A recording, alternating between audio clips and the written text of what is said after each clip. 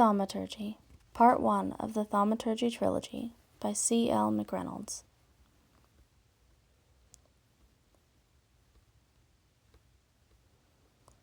Introduction. There's this funny thing about destiny. It always sneaks up on you in the most unexpected places, at the most unexpected times, and in the strangest of ways. Ways that leave you scratching your head and wrinkling your nose in disgust. And it's never something you consent to. Destiny is invasive and destructive, the breaking down of everything you knew and loved. It was a root, twisting and pulling apart the foundation of your life, inch by bleeding, sobbing, violent inch. Destiny is tragedy. All of those silly Hollywood movies that make fate look glamorous and romantic? Tripe, garbage, festering, stinking refuge, dredged up from the bottom of someone's trash bin at the height of summer. I'm fairly certain most people subjected to such a cruelty as fate's whims would agree. But this isn't about them. It's about me. Remember what I said about unexpected places, inconvenient times, and strange ways? My destiny began with my hands tied behind my back, kneeling on the floor with a biker at my back. I told you, strange ways. Chapter 1. Crassus. It was supposed to be a simple in-and-out job. One posh dinner, then we were scot-free. Protect one itsy-bitsy senator for one tiny evening so he could show off that he could afford to hire such excellent security. I was the best money could buy, after all, not to toot my own horn. Toot toot. Oh, and there was my posh partner, Sasha Luka Pripyat, too. He was okay, despite his stunning social aversion. Really, would a little human interaction kill him? How were we to know that this itsy-bitsy senator had ripped off a biker gang of werebears? Security breach. Bully for us. No one had planned for the shapeshifter thug life to get involved, nor on such tasteless decor. Okay, so perhaps one was slightly worse than the other. One I had the power to change. Pink and brown, Senator Kegel. How very Neapolitan of you. My morose partner rolled lavender eyes at me from behind his thin, tasteful bifocals, and the hulk of a man standing guard at my back shoved me irritably. No one seemed to appreciate my humor anymore. Wit was going extinct. Werebears just could not take a joke. Sasha, at least, could be excused. Necromancers were notorious for their lack of funny bones. They had distinctly unfunny bones. Shut your yammering, human, or your girly friend here gets his head caved in. The smallest, but rather more foul-tempered of the six, snarled threateningly, shaking Sasha none too gently. Unfortunately for him, I wasn't threatened. My accomplice didn't look terribly afraid either, only insulted at the slight to his waifish frame. He readjusted himself from where he knelt across from me irritably, regaining some slight sense of decorum after being shaken about like a puppy who'd peed the carpet. I suppose they labored under the impression that separating the two of us, even by a few meters, would make us easier to handle. Bully for them. The senator looked like he was going to soil himself at any moment. Shouldn't you be made of sterner stuff if you plan to shaft a group of people that can literally eat you for breakfast? This was just the sort of spineless jellyfish they wanted in office right now. His office chair probably gave him nightmares. Stealing from the were-mob must be giving him conniption fits. Maybe I should run for office. A monkey would be better than these weak-willed politicians. My compatriot and I shared a glance, a sort of understanding passing between us. The necromancer gave a rather unfortunate grimace. It really just made him look constipated. Maybe he should work on that. Ignoring the set of serrated, lethal claws aimed at Sasha's exposed throat, I gave him a bright grin.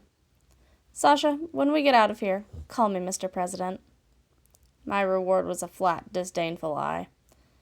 I am not encouraging your blatant delusions of grandeur, Elian. I love it when you say my name. He could only shake his head at me incredulously. Contrary to our playful banter, I knew that the necromancer was assessing the potential exits and enemies just as I was. The remainder of the party guests had been locked in the drawing room without phones or technology to alert the authorities. No aid would come from that front. Behind Sasha, the werebear's leader, a man that had identified himself only by the name Tolson, was whispering conspiratorially with two of his tattooed gargantuan partners in crime. They did not look like happy teddy bears. They looked more like gangbangers to me.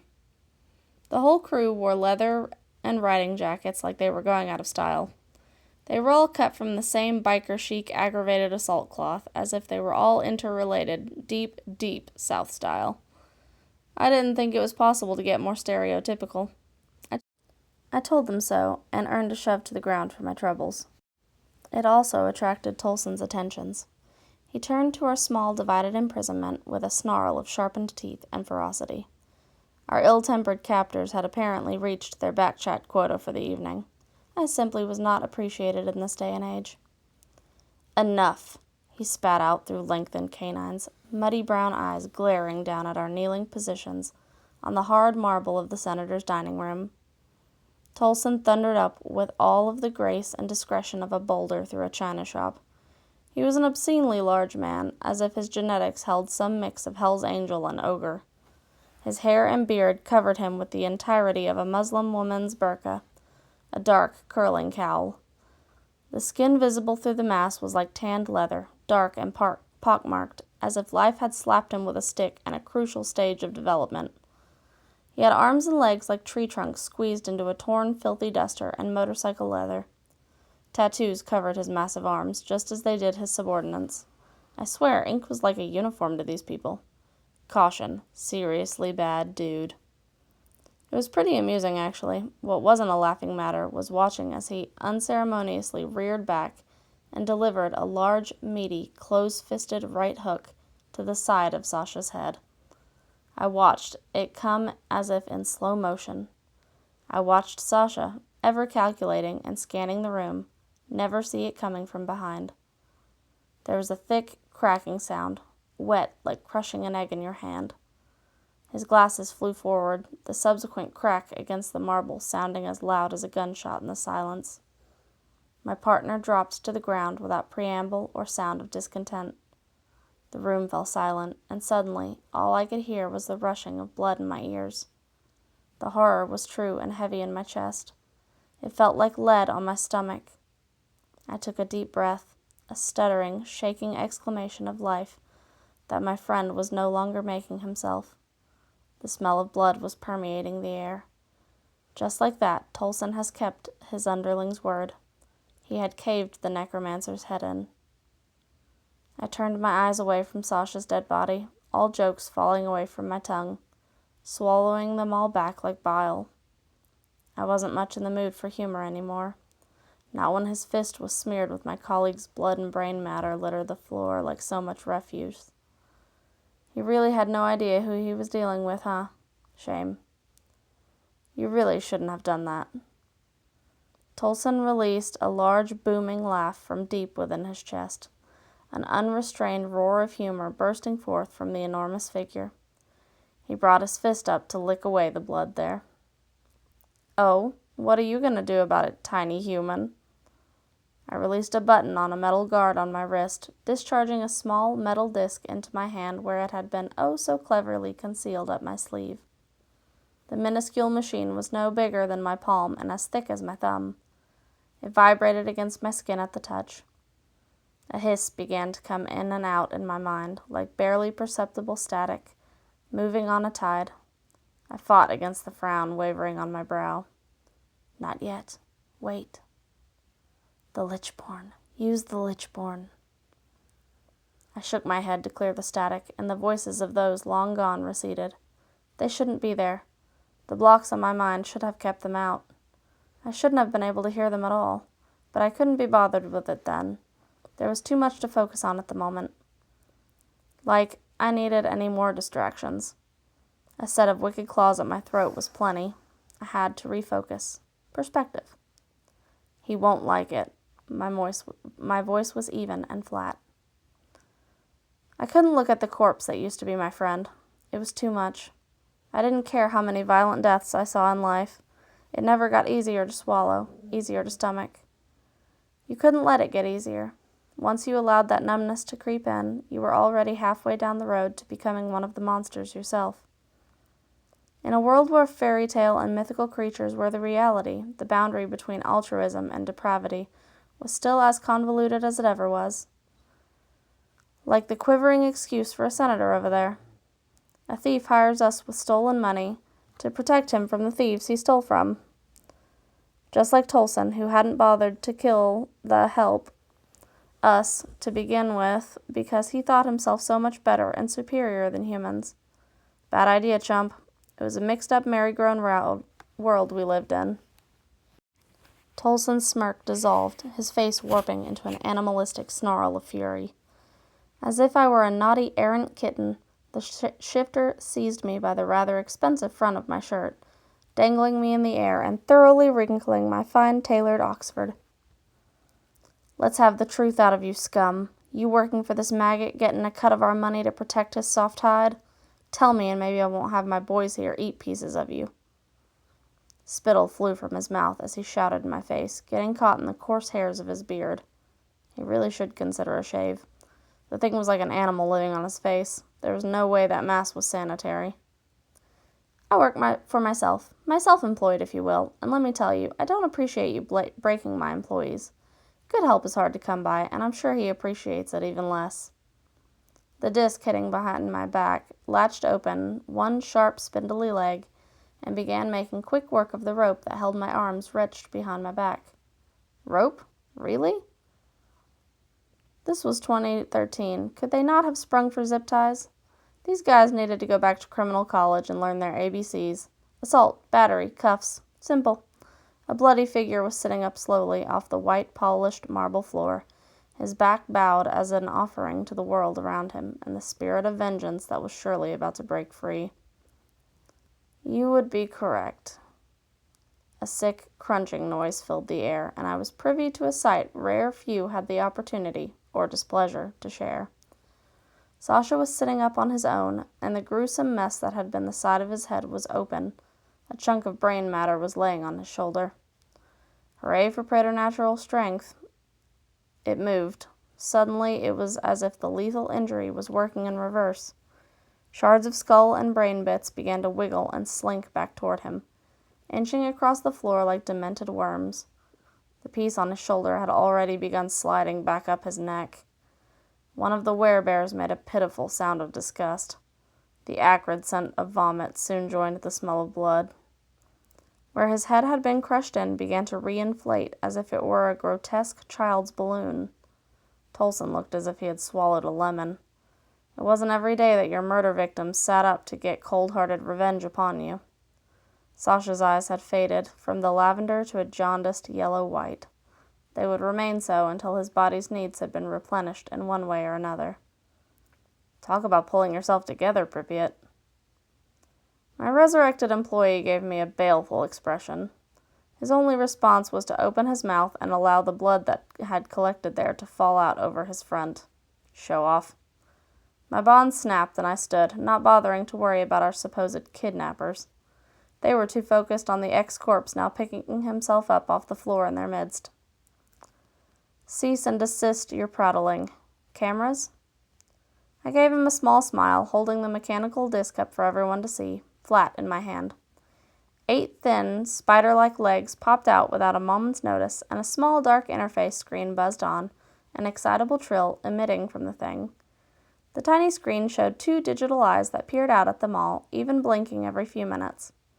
A strange combination of spider, crab, and machine crawled as quickly as a lizard up my arm, making happy little pops, clicks, and whizzing sounds. My best creation to date. You know I like it when you're demanding. Makes me feel all tingly on the inside. Java had them down ages ago. Sasha's blood-coated mouth broke into a slow, toothy grin, a grisly image straight out of a horror movie. How delightful. I shuddered at the sight. My colleague never gave me the creeps until he came back from the dead. Nothing like a good old reanimation to make a gentleman forget the status quo. Sasha raised a hand, tracing out a rune in the air while touching the skin of his wrist beneath the long black-sleeved shirt. The character glowed, hovering in mid-air, a fiery orange luminescence that stood out like some sort of bizarre candle. It could have been considered pretty if one weren't on the other end of it. Runes weren't really my bag. I recognized only a few from seeing Sasha use them, but never bothered studying further into their uses myself. My flavor of magic utilized other means. It flared once before dissolving into flaming tongues and slithering around each of the unsuspecting, thoroughly disturbed werebears. The flames, now bonds, snapped into place with an audible hiss, containing them like demented sorceress handcuffs. A spell for binding, a favorite of my myopic friend.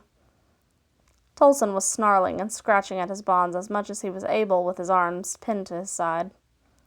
Java was skittering around my feet, a line already dialing out to the local precinct. We had a special delivery for the NYPD tonight. Sasha stalked over to the leader's side, a sway in his steps. I wasn't sure what his eyes showed, but Tolson didn't like it. I didn't know what you were. I couldn't... Who are you people? The closer Sasha came to him, the more frantic he became. My associate stopped, inches from the frenzied man, looking as dead as the minions he controlled. You killed me, Tolson, yet here I am. But I cannot be complete until the blood you spilled has been replaced. Fortunately for you, I didn't lose any brain matter. It just got scrambled a bit. His voice was a wet, faux sympathetic crooning. This was my least favorite part of Sasha's reanimations. At least it wasn't a messy death. The more damage, the more compensation was required. I'd seen him put through a wood chipper last December. Talk about messy eating. The shifters were beginning to suspect that they had bitten off more than they could chew, judging by their collective, furtive glances and rather pungent cold sweat. When I'm president, I will demand that all incredibly hairy men shower daily. Vote for me.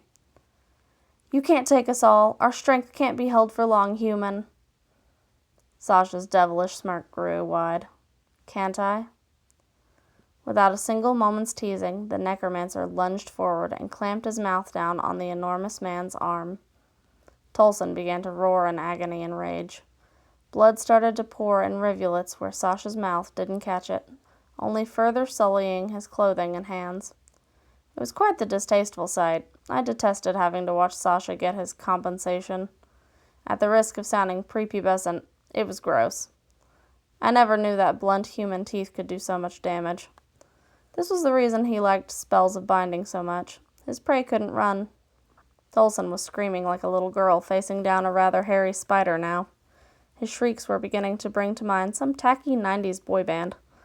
I opened up my own power, like pouring water from a cup just a little at a time, and flicked a spell of silencing at him irritably, stooping down to scoop up the abandoned glasses. No sense in letting them get stepped on. That would only make my dreaded companion even more choleric than he was already going to be. Seriously, Count Creepshow over there was beginning to cramp my style. I'd never get a lady friend with some loony, carnivorous necromancer hanging around my payroll. Maybe I should hire a secretary. Requirements. Must look good in skirt suit and heels. Pay grade. 1 comedic, fiendishly attractive technomancer. It had to happen. I turned an eye on the remaining 5 werebears and sneered when I noticed a wet patch on the front of the nearest one's trousers. Really?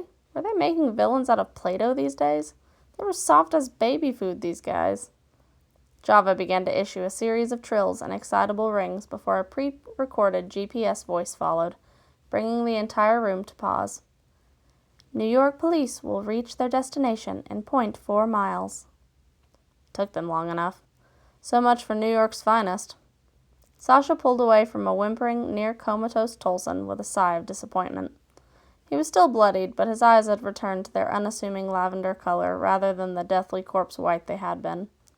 He gave his meal a sneer, touching the wound he'd made as well as the rune for healing, Bracana, on the outer edge of his collarbone. The bite on Tolson's arm began to knit closed with the same speed and grotesqueness that Sasha's own wounds had. He kicked the shapeshifter's legs out from under him angrily, one last vindication before he was through. You bleed me and I'll bleed you back. Remember that. I guess dying would make anyone a little crabby. You'd better do your freaky teleporting thing and jump ship. You know how much Leonard just adores you. If possible, Sasha's look of disdain deepened. The whole of New York knew that the two absolutely deplored one another. I can assure the lieutenant that the feeling is mutual, he groused peevishly. Nonetheless, the sore necromancer stalked over to the nearest shadow and literally disappeared into it. See, I told you. Freaky. Nothing is stranger than seeing your coworker step into darkness and not come back out. The strangeness was only enhanced on sunny days when the shadows were everywhere, and he could waltz in and out of them as he pleased. Just as the last of him phased out of existence, the sound of many official-sounding feet coming our way filled the abused hall. This was going to be a long night. I almost regretted sending him away for a moment. If I had to suffer through the interrogation, he should have to as well. Java chirped in sympathy from his place on my shoulder.